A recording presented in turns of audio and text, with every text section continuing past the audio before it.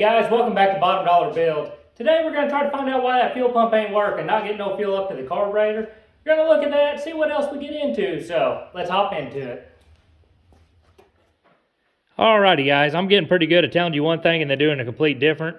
Still having problems with my fuel pump there. You can see my filter still's not getting fuel up to it.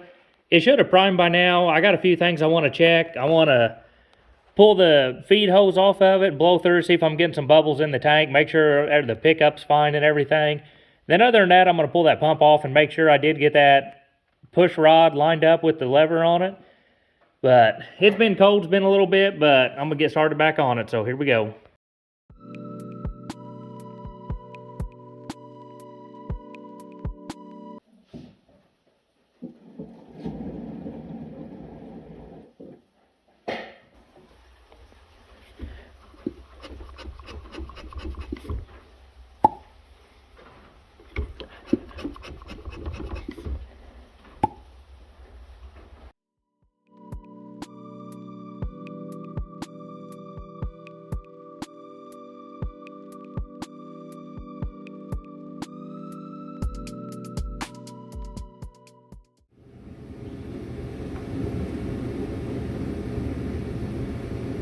Alright, go ahead. Yep, got suction.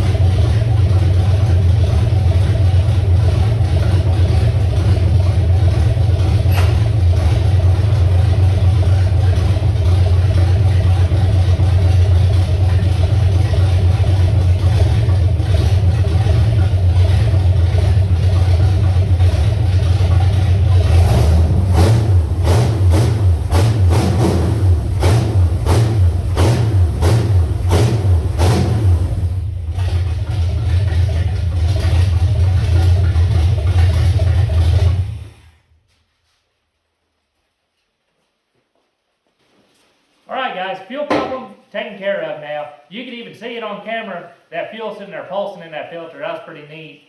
I guess that push rod got over to the side of my pump. It's the only thing I can think of. I should have probably checked suction before I pulled the pump off, but oh well, it's working now, motor runs, so that's good. I'm going to start messing with the serpentine system. I got to get the, well it's not serpentine, V-belt system. I got to get the alternator hooked up. Everything's there, it's just loose. Got to get my power steering pump on here, go ahead and get the belts on, that way I can run this thing a little bit longer, get that coolant circulating, but all in all, that's pretty neat. It's getting exciting now, a few more things, a couple more days, and then I'll be on to just body work with it and see what happens. Alrighty, we're going to go ahead and move on to this power steering pump. Going to get this pulley off there, get that cleaned up, get the power steering pump cleaned up.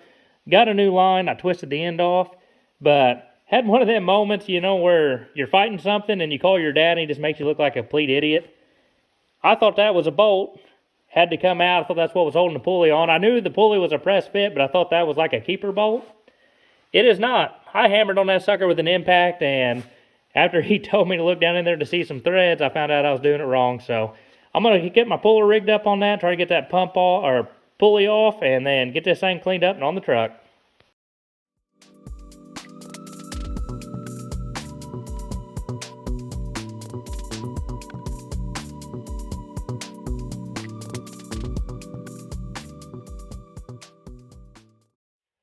Well, these are the last couple parts we need to put on this truck to get this thing running and driving. Drive shaft, new U-joint, ready to go. Power steering gearbox needs to be cleaned up. That thing right there needs to be cleaned up. Power steering pump, got it apart, needs to be cleaned up, but the water situation is just not there today. That sucker is just frozen solid. We're going to get some more warmer days, but I think that'll give me an opportunity. I'm going to bring both these fenders in for the passenger side, pick out my better one, go ahead and hang it on the truck. That way I can make that bracket there for the battery. And, yep, that's what I'm going to do. Well, old Frankenstein here is getting a blue passenger side front fender. Checked all over this one, and the only issue I can really find on this fender is right underneath this marker light. I got a little bit of a dent right there. And all the way at the bottom, there's a little bit of rust down there. It's not rusted through, it's just surface rust. But other than that, all the body lines are straight. Everything's pretty good with it. This fender here is not too bad, but it does have a couple dents there. You can kind of see when the light comes over it. And you get really close, you can find some surface rust that's kind of peeking through. It's got a dent up here too, pretty deep one. And also it's dented up by the marker light too. But the reason I don't want to use this one is if you look behind it, that is just rusted out and gone. That fender's in pretty good shape on the backside, but that one, that's ate out pretty good.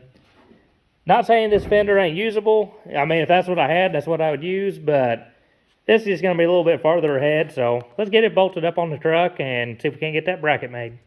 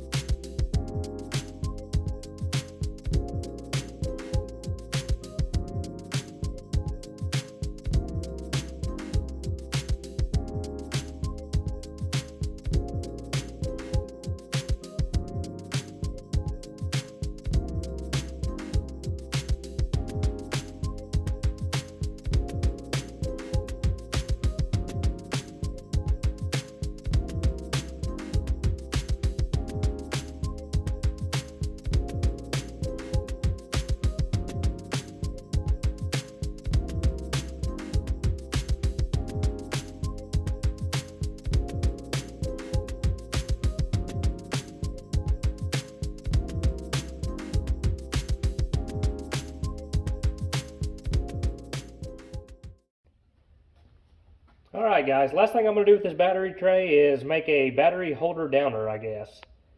Kind of getting an idea. I think I'm going to take this nut, weld it on right there, take a flat washer and put on the end of this bolt, and just make 2 set screws on each side. I think big enough surface area like that, I don't think that's going to hurt anything against that battery. And I mean, they're not going to be tight, they just got to hold it in place. So I think that'd be pretty good. I'm going to try it and see what it looks like.